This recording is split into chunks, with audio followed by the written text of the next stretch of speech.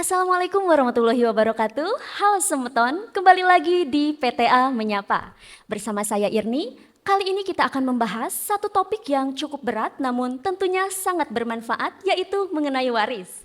Tentunya saya tidak sendiri karena saya ditemani oleh salah satu hakim tinggi yang cukup hits di Pengadilan Tinggi Agama Mataram, yaitu Bapak Dr. Andes Haji Imam Farok MHES. Assalamualaikum Bapak. Waalaikumsalam warahmatullahi wabarakatuh. Apa Ya. kabar Bapak hari ini? Alhamdulillahirrahmanirrahim, sehat selalu. Ya. Alhamdulillah. Mudah-mudahan netizen semua juga selalu dalam keadaan sehat walafiat. Alhamdulillah. Ya. Gak kerasa ya Pak, di tahun lalu kita membahas mengenai mediasi yang ternyata antusiasme masyarakat itu cukup tinggi ya Pak. Alhamdulillah. Ya. Dan Mudah-mudahan kali jadi ini, tambahan pencerahan. ah, dan kali ini kita akan membahas mengenai waris nih Pak, seperti yang saya Iya, sampaikan tadi. iya, Dan sekarang ini saya akan menjadi host sekaligus perwakilan netizen Bapak. iya, Karena ada banyak sekali pertanyaan mengenai waris yang ingin saya tanyakan Pak ya. Dan iya, tentunya semoga bermanfaat untuk Semeton semuanya iya. Pak. Nah, yang saya ingat di tahun lalu Bapak mengatakan bahwa tahun lalu itu Bapak 31 tahun mengabdi ya Pak. Alhamdulillah. Berarti Iya. sekarang memasuki 32 tahun. 32 tahun. Nah, 32 tahun mengabdi di dunia peradilan, tentunya ada banyak sekali perkara yang Bapak tangani, betul Pak? Iya. Nah, saya penasaran Pak, kira-kira pengalaman apa Pak, perkara waris apa yang paling unik dan berkesan yang pernah Bapak tangani Pak di dunia Iya. peradilan ini? Iya.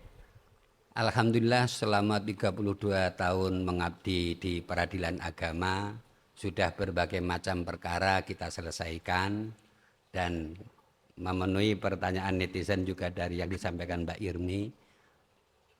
Sengketa waris apa yang unik?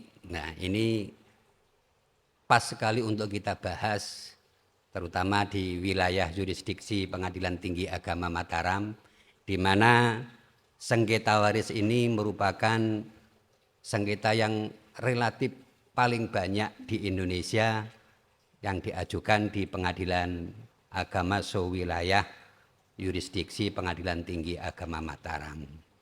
Nah, kalau ditanyakan kembali kepada pertanyaan yang paling unik, ini pernah saya alami satu kasus sengketa waris di mana duduk perkaranya itu ada seorang yang awalnya menikah dengan laki-laki dengan perempuan sampai punya anak dua. Ya. Namun dari pernikahan pertama ini belum memperoleh kesejahteraan secara lahiriah, secara materi, sehingga akhirnya rumah tangganya pisah. Namun pisahnya tidak resmi ke pengadilan, bisa dikatakan cerai secara siri begitu. Sehingga masing-masing pisah, kemudian masing-masing sudah menikah lagi. Nah, dan kebetulan si anak dua dari hasil perkawinan ini semuanya ikut bapaknya. Nah, sehingga yang suami sudah menikah lagi, kemudian yang istri juga sudah menikah lagi. Nah, dari pernikahan yang kedua ini, si suami dengan dua anak kemudian menikah lagi juga itu secara siri juga. Ini secara siri, alhamdulillah kehidupannya sejahtera sampai memiliki kekayaan. Namun ternyata si suami tidak berumur panjang. Setelah mengarungi bahtera dengan pernikahan yang kedua, dengan membawa anaknya yang awalnya masih kecil, kemudian dengan istri yang kedua ini, anak tersebut juga diasuh dengan baik sampai dikuliahkan dua-duanya. Namun begitu ayahnya meninggal, ternyata si anak mengingkari pernikahan ayah dengan istri keduanya. Sehingga akhirnya sengketa waris ke pengadilan agama menyatakan bahwasanya yang sebagai ahli waris dari ayahnya ini yang meninggal ini adalah istri yang pertama. Padahal sudah notabene sudah menikah lagi dengan laki-laki lain. Nah, satu contoh kecil semacam ini. Ini suatu yang unik. Ya, sehingga makanya untuk kehidupan kita sekarang ini jangan bermain-main dengan administrasi kependudukan. Semuanya harus serba diadministrasikan secara baik agar kita mendapatkan perlindungan hukum. semacam itu. Ternyata Pak, waris ini dari ceritanya aja udah rumit dan membingungkan ya Pak Iya. ya. Nanti sebagai ahli warisnya gimana? Kalau kebetulan bisa secara baik-baik tidak terjadi pembalikan seperti ini, ya sebenarnya bisa aja diatur dengan baik. Sampai ketika saya menanyakan kepada anaknya, loh, kalau sampean mengingkari pernikahan ayah sampean dengan istri kedua, apa tidak berarti sampean itu menuduh bapak sampean berbuat zina? Nah, sampai saya mengatakan begitu. Nah, itu tapi karena sudah keinginan berebut harta, hilang persaudaraan. Makanya di sini suatu catatan juga bahwasanya tu'raful mar'atu bifakdi inda fakdi zaujiha. Seorang istri itu akan diketahui sifat aslinya ketika suaminya miskin. Setia apa enggak? Wa yu'rafur rajulu inda maradi zaujatihi. Dan seorang suami, seorang laki-laki itu tipe setia atau enggak akan terketahui aslinya ketika istrinya sakit. Oh, Ya, setia merawat apa enggak? Apa istrinya begitu istrinya sakit malah kemudian mau nikah lagi? ternyata, Seperti itu. ternyata Iya, terus sepanjang yang itu Pak ketiga ya. ini wa yu'raful aku indal mirosi. Persaudaraan itu akan diketahui sejauh mana nilai persaudaraannya ketika berhadapan dengan warisan. Nah, seringkali karena berebut waris persaudaraan hilang. Istri ayahnya tidak diakui lagi, bersaudara pun bisa saling sengketa.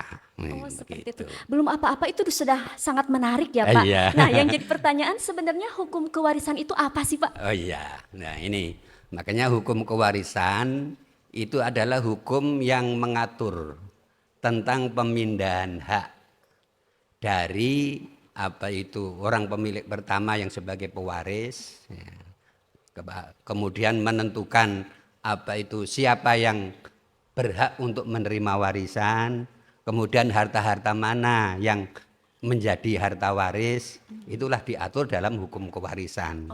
Nah, itu karena ini kita tidak boleh main-main. Makanya kalau tadi saya ingatkan bahwasanya di NTB ini paling banyak sengketa waris mungkin seluruh Indonesia paling banyak di Pengadilan Tinggi Agama Mataram ini. Makanya ini agar menjadi pencerahan bagi masyarakat bahwasanya masalah waris ini tidak main-main. Makanya kalau tadi saya katakan hukum kewarisan itu yang mengatur pemindahan hak. Nah, karena kita sebagai manusia khususnya bagi orang Islam kan menyadari bahwasanya harta itu hakikatnya bukan milik kita. Kan sebagai seorang mukmin harta itu titipan. Nah, siapa penitipnya? Allah, Tuhan kita. Nah, ketika yang dititipi itu diambil duluan oleh Allah, nah, alias meninggal, lalu kemana harta itu awalnya? Kemana ya Pak? Ya, Kemana kepada kan dia? yang menitip dulu, kepada sang penitip dulu. Makanya di antara Asmaul Husna itu ada al-waris yang maha mewarisi. Tidak main-main. Ini jangan dikira ini hanya urusan dunia. Maka hukum kewarisan ini berkaitan dengan urusan agama. Ya, karena keyakinan kita sebagai seorang mukmin bahwasanya harta itu adalah titipan. Ketika yang dititipi meninggal, hakikatnya harta itu kembali kepada sang penitip dulu. Makanya di antara Asmaul Husna adalah al-waris yang maha mewarisi. Namun kemudian oleh Allah dengan hukum Allah dikembalikan kepada ahli waris sesuai dengan aturan Allah. Sehingga kalau menyerobot dulu, hakikatnya sebenarnya bukan hanya melanggar haknya ahli waris yang lain, itu adalah melanggar haknya al-waris. Haknya Tuhan. Tidak main-main ini. Makanya ini sehingga harus kita pahami agar tidak main-main dengan hukum kewarisan, bahwasanya hukum waris ini menyangkut dengan nilai-nilai ajaran agama kita. Makanya di dalam surat Al-Fajr ayat 19, wa ta'kulunat turasa aklal lamma. Di antara sifat manusia ini yang sangat rentan seringkali kemudian tidak tahu dirinya terperosok kepada kehinaan adalah watak kulu naturosa aklal lama. Kalian semua memakan harta waris dengan mencampur adukkan. Tidak dipilah dulu mana yang warisan, mana yang harta milik kita. Kalau menyerobot orang lain, punya haknya ahli waris orang lain adalah hakikatnya adalah melanggar haknya Allah Subhanahu wa taala. Nah, kemudian berarti ahli waris itu orang yang berhak menerima waris seperti itu ya, Pak? Yeah. Nah, saya pernah membaca, Pak, ada yang namanya harta peninggalan, ada yang namanya harta warisan. Apa itu, Pak, bedanya, Pak? Yeah. Ada harta peninggalan, ada harta warisan. Ini kalau harta peninggalan adalah semua harta yang ditinggalkan oleh pewaris. Baik itu menyangkut hak milik maupun hak-hak lainnya. Nah, sehingga ini istilahnya semua yang ditinggalkan, baik itu sebenarnya apa itu yang menjadi haknya ahli waris atau bukan, pokoknya semua yang ditinggalkan bisa dikatakan kalau istilah mudahnya adalah peninggalan kotor. Pokoknya semua yang ditinggalkan yang ada sangkut pautnya dengan apa itu pewaris. Pewaris itu orang yang apa itu meninggalkan harta, berarti yang meninggal, si mayit yang meninggal. Nah, itu kalau harta peninggalan pokoknya semua yang ditinggalkan. Meskipun masih tersangkut dengan orang lain. Nah, itu pokoknya peninggalan adalah yang ditinggalkan. Nah, namun nanti kalau sudah yang harta waris itu adalah yang menjadi bagiannya ahli waris. Nah, makanya nanti pemilahannya ya, ada sangkut pautnya misalnya dengan pasal 96 KHI kompilasi hukum Islam, tidak begitu meninggal, misalnya yang meninggal suami, kemudian langsung harta miliknya langsung dibagi oleh ahli waris, tidak begitu. Nah, sehingga perolehan harta itu dari mana? Kalau itu diperoleh bersama dengan istrinya, maka apa itu harus dibagi dua dulu. Nah, karena yang separuh adalah apa itu milik istrinya.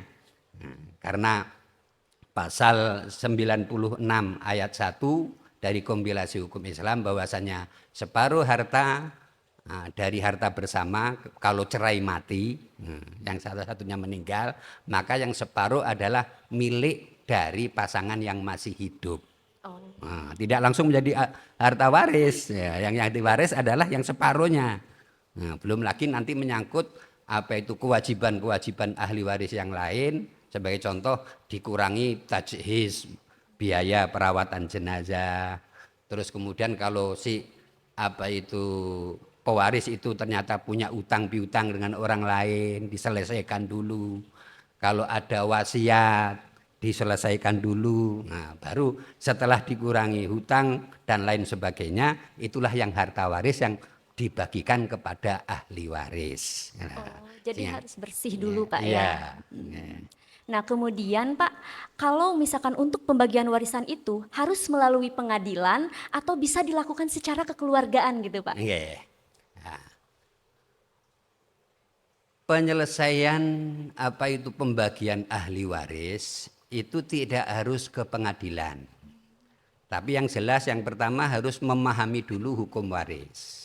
Nah, sehingga apabila sudah memahami hukum waris, maka menyelesaikan sendiri secara kekeluargaan bisa.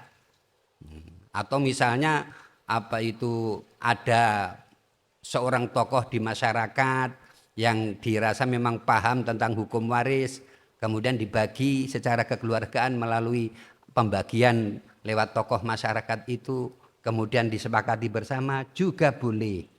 Nah, seperti itu. Makanya apa itu berkaitan dengan pembagian ahli waris ini, nah, diperbolehkan dalam pasal 183 kompilasi hukum Islam, ahli waris dapat bersepakat untuk membagi warisan. Namun dengan catatan setelah mengetahui bagian masing-masing. Nah, setelah mengetahui, sehingga bukan atas dasar apa itu ketidaktahuannya, namun karena sudah tahu kemudian membagi bersepakat untuk dibagi, misalnya sebagai contoh apa itu dalam pembagian waris Islam itu dibedakan antara ketika apa itu laki-laki dan perempuan. Nah, misalnya contoh, tahu bahwasanya bagian laki-laki itu 2 kali lipat dari bagian perempuan. Nah, si laki-laki tahu. Nah, kemudian dia ngomong, nah sudah enggak usah apa itu dibeda-bedakan begitu, kita sama-sama anak. Nah, sehingga dibagi sama rata saja. Boleh. Tetapi setelah tahu bagiannya seperti itu, kemudian dibagi rata, boleh. Bahkan misalnya atas nama kearifan, kemudian demi menjaga persaudaraan. Karena lebih-lebih kadang-kadang di NTB ini banyak juga yang terjadi seperti ini. Misalnya banyak ada apa itu beberapa apa itu kejadian itu dalam keluarga itu harta waris hanya dikuasai oleh anak laki-laki, lebih-lebih tertua lagi. Sementara kadang-kadang kultur masyarakat di NTB yang anak laki-laki itu sudah disekolahkan oleh orang tuanya sampai tinggi, punya apa itu jabatan. Sementara yang anak perempuan hanya di rumah saja, tidak punya apa-apa. Nah, namun meskipun begitu tidak tahu diri. Begitu tetap mengikuti tadi, ada segelintir orang yang kemudian karena menganggap saya sebagai anak laki-laki paling tua yang berhak mutlak. Padahal tidak seperti itu. Kalau tahu kemudian menyadari dirinya, aku sudah banyak merasakan perjuangan orang tua, sehingga sudah aku enggak mengambil lagi bagian. Sudah silakan dibagi oleh saudara-saudara saja. Misalnya seperti itu juga boleh. Ya, sehingga keluar untuk tidak memperoleh bagian ahli waris juga boleh, bahkan sampai seperti itu. Seperti itu, Pak. Iya. Nah, lalu kenapa hak waris laki-laki itu lebih besar, Pak, dibanding perempuan? Wah, ya. Nah ini, sehingga kalau disorot yang menjadi sorotan kaitannya, kenapa Islam membedakan antara bagian laki-laki dengan perempuan? Ini karena itu sementara ini karena didasarkan pada apa itu sebagai rangkaian hukum secara menyeluruh, tidak hanya hukum waris saja, terkait dengan hukum nikahnya juga. Nah, karena di dalam Islam apa itu yang menjadi apa itu punya kewajiban mencari nafkah laki-laki.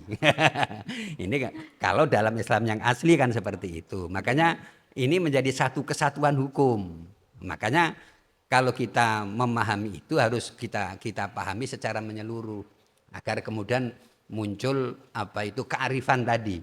Nah, karena kultur di Indonesia kalau kemudian ngotot apa itu dibagi secara Islam ya akan dibagi seperti itu. Akan 2:1 dengan perempuan begitu. Namun kalau kemudian yang dengan kearifan tadi ya, menyadari bagaimana karena di kultur di Indonesia ini sekarang ini malah justru banyak para mak-mak yang menjadi penopang kehidupan rumah tangganya. Meskipun kita misalnya saya punya saudara perempuan, nah, namun ternyata kebetulan misalnya suaminya apa itu kurang mendapatkan pendapatan atau sumber pendapatan yang layak, sehingga akhirnya apa itu saudara saya yang perempuan itu yang menjadi penopang. Masa saya tega? Kan seperti itu. Sehingga ini makanya diperlukan kearifan seperti itu. Sehingga adanya Islam apa itu memisahkan atau membedakan bagian laki-laki dengan perempuan itu, ini sudah merupakan lonjakan sebenarnya. Kalau pada saat itu ketika turunnya hukum waris ini malah sebelumnya perempuan itu tidak berapa bagian sama sekali. Nah, sehingga kemudian didapatkan namun dikaitkan dengan hukum Islam yang lain seperti itu. Nah, namun kalau kita arif, tadi yang saya sampaikan, melihat kultur kita di Indonesia sehingga kita dengan legowo, dengan kearifan kalau kita sebagai laki-laki kemudian kita sudah banyak mendapatkan bagian secara tidak langsung dari orang tua kita, nah, makanya kita bisa legowo untuk dibagi sama, atau mungkin kalau kita sudah sukses untuk tidak mengambil bagian waris lagi. Nah, jadi perbedaan hak waris antara laki-laki dan perempuan itu berdasarkan hak dan kewajiban ya Pak ya? Karena Nggih. Pak tidak bisa dipungkiri kita sebagai manusia itu kadang lebih mementingkan hak dibanding mengerjakan Iya, kewajiban ya iya, Pak. seperti Ya itu itu. kan tidak bisa dibohongi Pak, beredar Iya, juga mungkin mungkin saya sendiri juga kadang saya hanya ingat hak, kewajibannya lupa gitu Pak iya. ya. Kemudian Nggih, Pak, nggih, siapa saja yang berhak mendapatkan waris Pak? nggih. Nah, siapa yang mendapatkan bagian waris, asas hukum Islam itu bilateral tadi, baik laki-laki maupun perempuan semuanya dapat. Lirijali nasibum mimma tarokal walidani wal akrobun. Ahli waris laki-laki mendapatkan bagian dari yang ditinggalkan oleh apa itu orang tua dan kerabatnya. Demikian juga walin nisa'i nasibum mimma tarokal walidani wal akrobun.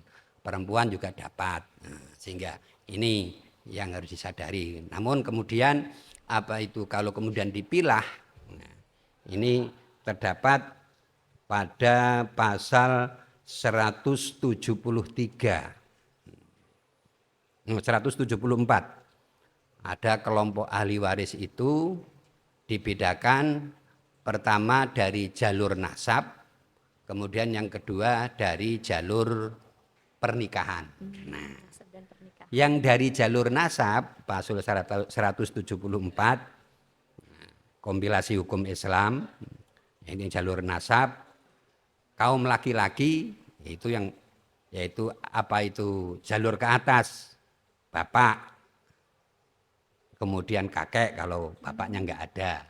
Nah, kemudian jalur ke bawah anak, kemudian kalau anak enggak ada bisa ke cucu laki-laki. Nah, demikian juga yang perempuan jalur ke atas apa itu ibu, kemudian nenek, ini jalur nasab. Kemudian ke bawah anak, cucu dan seterusnya. Kemudian jalur menyamping bisa saudara dan paman misalnya.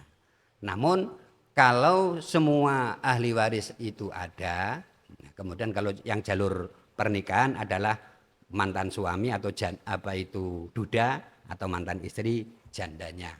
Nah, kalau semua ahli waris itu ada, maka yang bisa mendapatkan bagian yang tidak bisa terhalang itu adalah jalur ke atas bapak, kemudian jalur ke bawah anak, kemudian ibu, kemudian apa itu janda atau dudanya itu. Oh, seperti itu. Ini yang pasti dapatnya. Nah, makanya kalau apa itu sama-sama anak jangan sampai menghalangi karena anak tidak bisa tertutup untuk mendapatkan dari bagian warisan. Nah, Oh, seperti seperti itu. itu ya Pak. Yeah. Oh, lalu Pak, apa yang menyebabkan seseorang tidak berhak menerima Yeah. warisan padahal dia itu ahli waris gitu Pak? Yeah. Lah, kemudian penyebab untuk tidak lagi dianggap sebagai ahli waris yang kemudian dijabarkan dalam aturan kompilasi hukum Islam itu seolah-olah hanya satu. Namun dengan jabarannya yaitu di pasal 173 kompilasi hukum Islam yang menghalangi waris itu hanya karena pembunuh. Nah, karena ingin cepat mendapatkan warisan orang tuanya dibunuh. Nah, maka itu bukan mendapatkan warisan malah akhirnya dia tertutup untuk menjadi ahli waris seorang pembunuh atau memfitnah yang menyebabkan apa itu pengertian memfitnah itu pokoknya menyebabkan penderitaan dari si pewaris yang akhirnya sampai meninggal dunia. Itu akhirnya bisa terhalang apa itu untuk bisa mendapatkan warisan, sehingga ini harus dibedakan dengan kalau dalam hukum Islam konvensional, hukum-hukum fikih itu ada tambahan lagi beda agama. Beda agama ini tidak menjadi penghalang hukum waris, ahli waris. Nah, untuk dikompilasi hukum Islam ini sudah diegaliterkan bahwasanya meskipun berbeda agama, meskipun mungkin jalurnya bukan lagi hukum waris, namun dianggap mendapatkan wasiat. Oh, Nah, dianggap mendapatkan wasiat. Sehingga intinya meskipun beda agama tetap mendapatkan bagian. Nah, kalau nanti mungkin ada yang apa itu semacamnya mendebat, lah kan hukum Islam Kalau beda agama tidak boleh lah. Iya. Nah, kalau di Indonesia ini karena sudah istilahnya dibalanskan. Nah, kalau pakai hukum Islam yang asli, itu orang Islam tidak bisa mewarisi kepada orang yang non-Muslim, demikian sebaliknya. Nah, nanti ini apa itu balancingnya ketika apa itu yang Islam yang meninggal pewaris Islam, yang non-Muslim pun dapat bagian. Nanti ketika yang non-Muslim yang meninggal, nanti dalam hukum perdatanya kita juga dapat kan seperti itu. Sehingga ini tidak perlu dipermasalahkan lagi karena dalam apa itu hukum kita di Indonesia yang sekarang ini. Ya, Seperti itu. Lalu Pak, kalau misalkan pewarisnya udah meninggal nih Pak, Iya, meninggalkan harta warisan, iya. kapan waktu yang tepat untuk membagikan harta warisan? Karena kan stigma di masyarakat itu sering berkata, ah masa dibagiin warisan orang tanah kuburan aja masih basah gitu Iya. Pak. Itu kapan Pak itu waktu Iya. yang tepatnya Pak? Nggih. Ini berkaitan dengan apa itu kapan pembagian harta waris itu dilaksanakan. Betul, Bapak. Nah, ini apa itu juga kearifan lokal dipakai. Namun secara prinsipnya sebenarnya dianjurkan untuk disegerakan. Untuk disegerakan agar apa itu masing-masing segera yang berhak segera mendapatkan akan haknya. Terlebih-lebih lagi, ini warning saya, kalau sampai yang berkaitan dengan ahli waris mendapatkan hak waris itu ada anak yatim. Wah, ini lebih-lebih yang pasangan muda, misalnya pasangan muda sukses, sudah punya anak, anaknya masih kecil. Nah, maka ini kalau apa itu ada anak yatim, ini jangan sedapat mungkin paling tidak dipilah mana yang bagian si anak yatim ini. Agar sampai karena kita takut jangan sampai memakan haknya anak yatim. Nah, sementara yang terkena apa itu peringatan untuk tidak memakan harta anak yatim ini tidak pandang bulu. Bisa terjadi yang memakan ibunya sendiri. Misalnya karena ibunya jadi janda. Menikah lagi. Iya, kemudian apa itu katanya apa itu janda lebih menggoda. Sehingga kemudian ada laki-laki yang berminat padahal minatnya tidak tulus juga karena ngincar hartanya. Nah, ini berbahaya. Makanya sangat dianjurkan apa itu dibagi untuk sesegera mungkin. Terlebih-lebih yang diwaspadai kalau kemudian nanti tersusuli oleh ada ahli waris lain yang sebenarnya sudah berhak, ada haknya dari harta yang kemarin, kemudian menyusul meninggal dunia. Makanya sampai ada yang kasus di Pengadilan Tinggi Agama Mataram ini sampai para pihaknya karena enggak dibagi-bagi waris. Sampai ke tingkat apa itu cicit. Sehingga akhirnya pihak yang bersengketa itu sampai ada 100-an lebih. Ini karena menunda-nunda apa itu pembagian waris ini. Makanya sangat dianjurkan ya meskipun itu relatif kaitannya pensegeraan itu, namun harus apa itu menjadi warning peringatan kita bahwasanya memakan apa itu bagian waris ini tidak main-main. Nah, sesuai peringatan Allah tadi di surat Al-Fajr ayat 19, wa ta'kulunat turosa aklal lamma, yang membuat kita hina nanti di akhirat disebabkan karena kita memakan harta waris dengan mencampur adukkan. Nah, ini yang harus kita waspadai. Seperti itu ya Pak. Nah Pak, tidak bisa dipungkiri bahwa ya mungkin di sekitar kita, di lingkungan kita itu banyak orang-orang berselisih karena waris ya Pak. Iya. Ada yang mungkin ada yang serakah, mungkin ada yang tidak punya kuasa untuk melawan gitu Iya. Pak. Nah yang jadi pertanyaan, mana yang harus didahulukan? Mengikuti hukum kewarisan dengan tegas gitu Pak, atau membicarakan semua demi kekeluargaan dan komunikasi yang terjalin gitu Pak. Jadi gak apa-apa lah sesuai kekeluargaan, yang penting hubungan keluarga tetap harmonis karena banyak sekali Pak yang berselisih karena waris Pak. Nah, makanya ini. Nah, sehingga itu yang ya sebaiknya dengan kearifan. Yang penting tadi kan dalam pasal 183 tadi bahwasanya ahli waris itu bisa bersepakat. Nah, bersepakat setelah masing-masing tahu hak bagiannya tadi itu. Kalau kemudian disepakati begitu demi apa itu tidak mengorbankan persaudaraan, boleh-boleh saja. Makanya lebih-lebih sengketa waris ini kan banyak sekali berkaitan dengan hukum yang lain. Sebagai contoh, nah, yang banyak terjadi di masyarakat kita ini, misalnya bersinggungan dengan hibah orang tua. Nah, sementara kadang-kadang kita ini juga tidak hanya dikuasai oleh nafsu serakah saja, mentang-mentang saya sudah mendapat hibah dari bapak atau ibu. Dia tidak mikir saudara yang lain dikasih hibah atau enggak.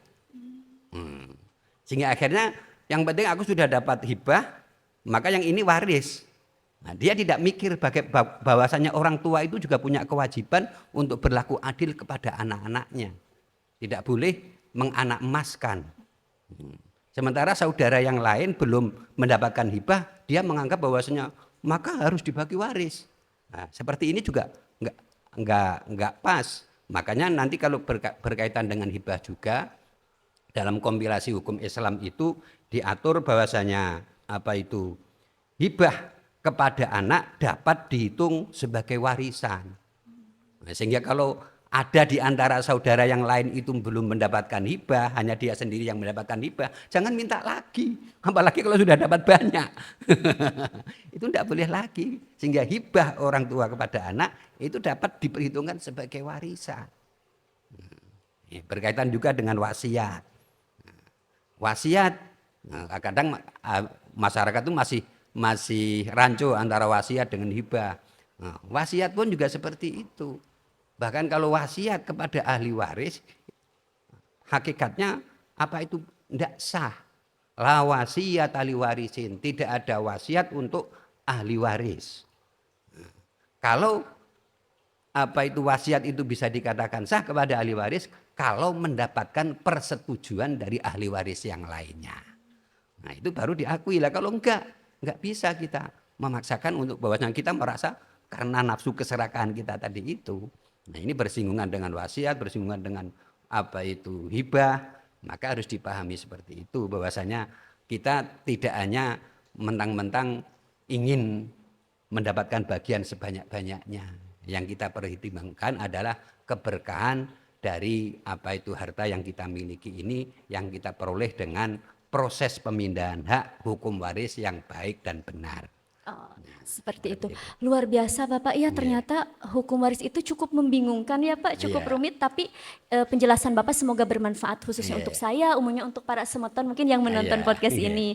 Nah, pertanyaan terakhir dari saya Pak, apa hikmah dari pembagian waris Pak? Iya. Alhamdulillah, ini berkaitan dengan hikmah dari pembagian waris ini, sekali lagi tadi kita agar tidak diperbudak oleh harta. Bahwasanya harta itu hanya titipan. Hakikatnya harta itu adalah milik Allah. Ketika sang pemilik yang dititipi itu diambil, maka kembali kepada sang pemilik asli adalah Allah. Kemudian dibagikan kepada ahli waris juga memakai hukum Allah. Nah, jangan mengorbankan persaudaraan. Maka yang ingin saya ingatkan lagi, tadi di samping kaitannya dengan apa itu Asmaul Husna al-Waris, jangan main-main dengan hukum waris itu. Nah, ketika kita membagi waris, kita juga harus ingat bahwasanya ini juga amanah dari si pewaris untuk menyambung jariahnya. Nah, makanya kita harus ingat ketika si pewaris itu meninggal, kita kewajiban yang masih hidup adalah salah satunya mensolatkan jenazah. Nah, ketika mensolatkan jenazah itu ada doa yang kita panjatkan. Doa yang kedua, kalau doa pertama, takbir pertama, kemudian baca surat Al-Fatihah, takbir kedua membaca sholawat, takbir ketiga doa untuk si mayit, kemudian takbir keempat doa lagi, doa yang ini. Doa yang kedua, itu kita berdoa, Allahumma la tahrimna ajrohu, wa la taftinna ba'dahu. Nah, ini yang harus dihayati. Ya Allah, la tahrimna ajrohu, jangan kau halangi kami, si ahli waris terutama. Ini harus disadari. Makanya kalau jangan mengupahkan saja. Kadang-kadang ada yang ketika orang mati, apa itu keluarga kita mati hanya mengupahkan orang untuk sholat jenazah, kita sendiri tidak ikut mencolatkan. Jangan sampai anak soleh harus ikut mencolatkan. Nah ini harus kita hayati ini. La tahrimna ajrohu, jangan kau halangi kami dari pahala-pahala si mayit. Maksudnya kebaikan-kebaikannya harus kita sambung. Termasuk berkaitan dengan harta peninggalannya, harta warisnya tadi itu. Kemudian wala taftinna ba'dahu, jangan kau timbulkan fitnah setelah meninggalnya si mayit ini. Nah kalau kemudian ada keserakahan, kemudian timbul sengketa, hakikatnya kita malah menciptakan fitnah. Makanya tadi yang saya sampaikan di awal tadi, apa itu yu'raful akhu indal miroth, persaudaraan hakikat dari persaudaraan dalam kerabat itu diketahui ketika masalah apa itu membagi warisan ini.